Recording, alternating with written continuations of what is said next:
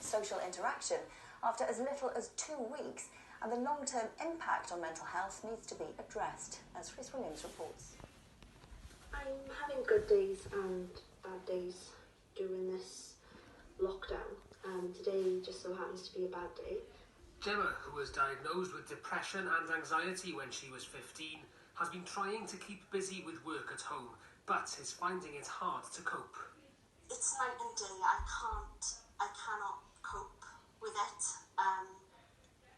When we were not in this time, I was much better at coping with things. I'm on medication anyway, so it helps me really to regulate my mood and keep my anxiety down. So I would struggle then, but it was much better then because I felt I was more in control of things. The research backs up Gemma's experience. A group of academics from Swansea and Manchester universities conducted online focus groups with UK adults in the early stages of lockdown. People would say, for example, that they're experiencing anxiety or depression as a result of the isolation that they're experiencing.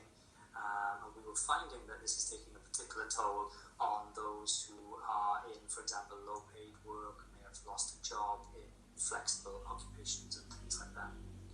If you are struggling to cope, the mental health charity Haval has some tips. They include keeping in touch with family and friends using technology, switch off from news coverage from time to time if it's making you anxious, keep your mind active by filling your time or trying something new, look after your physical health and eat well, and also support other people.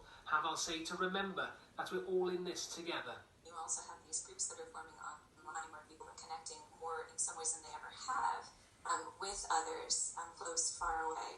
And I think that people are actually finding what is, for some, increased connectivity to be really beneficial with your family, with others via media. I think the key thing that I'm having to do in all this is just be open and honest about how I'm feeling. While Gemma tries to manage her mental health as best as possible, the authors of the research say dealing with and treating the inevitable mental health impact needs to be addressed. The Welsh Government says it expects health boards to ensure support is available for mental health issues despite the pressures they're under. An organisation that represents